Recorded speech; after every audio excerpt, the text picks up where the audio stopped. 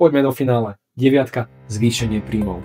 Naučíš sa mať pod kontrolou tvoje príjmy.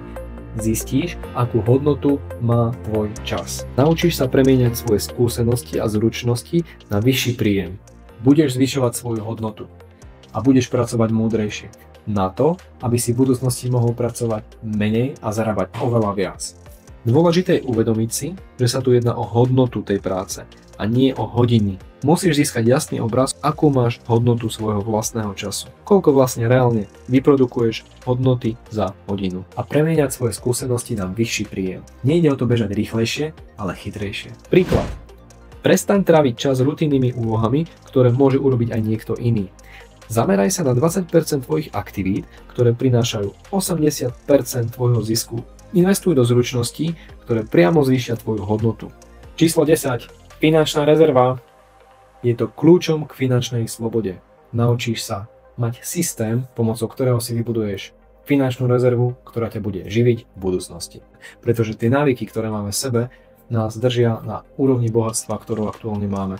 Ako náhle nemáš návyky, ktoré ti zabezpečia to, aby si budoval finančnú rezervu, tak si ju nebuduješ so žiadnym príjmom.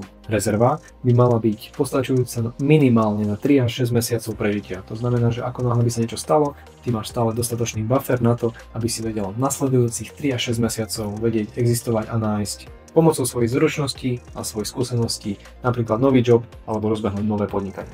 Príklad. Nastav si rozpočet tak, že peniaze idú najskôr do rezervy. A namiesto 50 eur mesačne skús zdvihnúť tento rozpočet každý mesiac o 10 eur.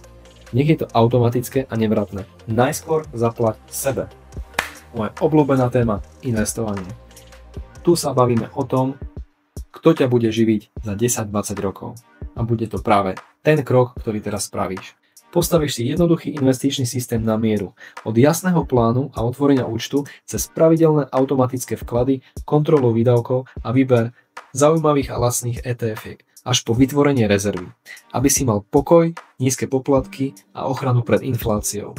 A optimálne nastavené dane, vďaka čomu tvoje peniaze začnú pracovať pre teba.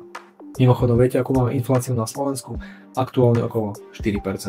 Medziročne sa inflácia za povedzme posledných 5-10 rokov dostala na takú úroveň, že 100 000 eur, ktoré sme mali v minulosti, majú teraz hodnotu nejakých 60-70 000. To znamená, že reálne odložené finančné prostriedky na vašom účte strácajú hodnotu, pretože ten rožok, ktorý ste si kupovali povedzme 2 roky dozadu, je teraz o 20 centov drahší. Keď už máme finančnú rezervu, tak je veľmi dôležité zabezpečiť, aby financie začali pracovať pre nás. Je dôležité obklopiť sa naozajstným profesionálom a odborníkom, ktorý túto cestu už prešiel. Sústrediť sa na overené modely, neskočiť niekomu len tak na zaujímavý atraktívny výnos, kde si ani neuvedomuje, aké sú s tým spojené rizika, ale kľúčom je mať nízke poplatky, pretože jednoduchý účet v banke, ktorý máte nejaký investičný alebo niečo podobné do ETF, nemôže byť spoplatkovaný, pretože tieto nástroje si viete nakúpiť aj cez vlastné aplikácie, napríklad môžete si nájsť overeného brokera, ktorý má vysoké zabezpečenie a tie isté inštrumenty, ktoré vám ponúka banka s poplatkom, si viete otvoriť na vlastnom investičnom účte bez poplatku.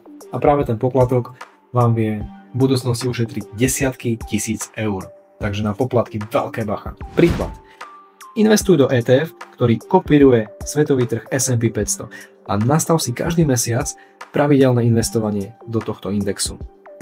Na tento účet napríklad budete posielať 100 eur. A keď klesne hodnota tohto indexu, tak nebudeme panikáriť, ale vieme, že budeme nakupovať lacnejšie. Krátky disclaimer, nejedná sa o žiadne finančné odporúčanie. Jedná sa o čistý holistický fakt, že akciové trhy za posledných 100 rokov rástli.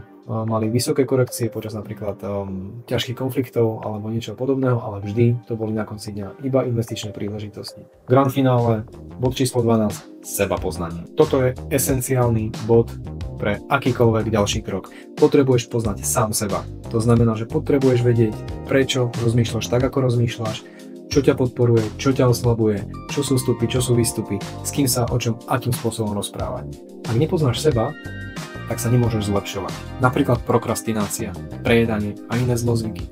Sú to len reakcie tvojho tela na nejaké vplyvy.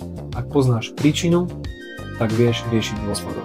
Deaktivuješ koreňovú príčinu a problém bude vyriešený. Je veľmi výhodné poznať svoje spúšťače, svoje zdroje energie, svoje slabé miesta, svoje achilovky a pracovať na tom, aby sme si každý jeden slabý aspekt vedeli uvedomiť, napríklad ho trošku zlepšiť alebo spriemerovať, alebo na ňom nepracovať, ale uvedomovať si, že sa nejakým situáciám napríklad budeme vyhýbať. Vieme vytvoriť jednoduchú mapu samého seba a vieme si vytvoriť návod na samého seba. A toto nám pomáha pri budovaní svojej vlastnej osobnosti. Príklad. Zistíš, že si strašný worker, non-stop pracuješ a tvoj zdroj energie je napríklad ticho v prírode. A preto si nastavíš, že každý piatok máš tichú hodinku v lese alebo jeden deň sám. Vďaka tomu predchádzaš vyhoreniu, namiesto toho, aby si len hasil požiar. Keď získaš kontrolu nad spánkom, pohybom, jedlom a stresom, automaticky ti pribúda energia a jasnosť mysle. Pravidelný spánok ťa budí oddychnutého, pohyb a dýchanie ti zabezpečuje vitalitu. Správne jedlo v správnej časti prináša energiu, ale najmä správny mikrobióm ti vytvára dostatočnú imunitu na to, aby si bol zdravý. Naučíš sa vedome nastaviť pokoj namiesto emocionálnych reakcií. Táto nová úroveň energie ti umožní pracovať efektívnejšie a dosahovať lepšie výsledky. Prirodzene sa ti zvýši cash flow, začneš si budovať finančné návyky a finančnú rezervu. Budeš môcť začať investovať do svojej budúcnosti a do svojej slobody. S finančnou rezervou sa ti otvorí priestor na strategické rozmýšľanie a vďaka nemu budeš môcť určiť a nastaviť hodnotu svojho vlastného času. A dôsledkom bude, že budeš pracovať menej a zarábať viac.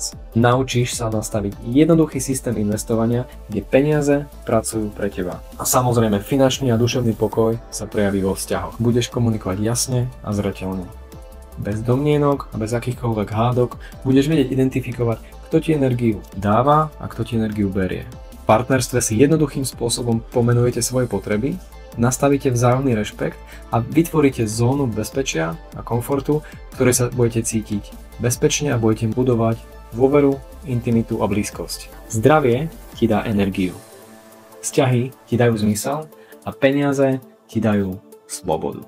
A práve táto rovnováha ťa posunie na úplne nový level žitia, kde nebudeš len prežívať, ale život budeš naozaj žiť a užívať. Tadá, hotovo. Jednoduchých 12 pilierov, ktoré tvoria základ nášho budúceho, lepšieho levelu života. Je to kombinácia troch oblastí: vzťahy, zdravie a peniaze. Teším sa na to, že tieto témy budeme môcť na budúce rozobrať trochu viac. Ak sa vám to páčilo, prosím, dajte koment. See you.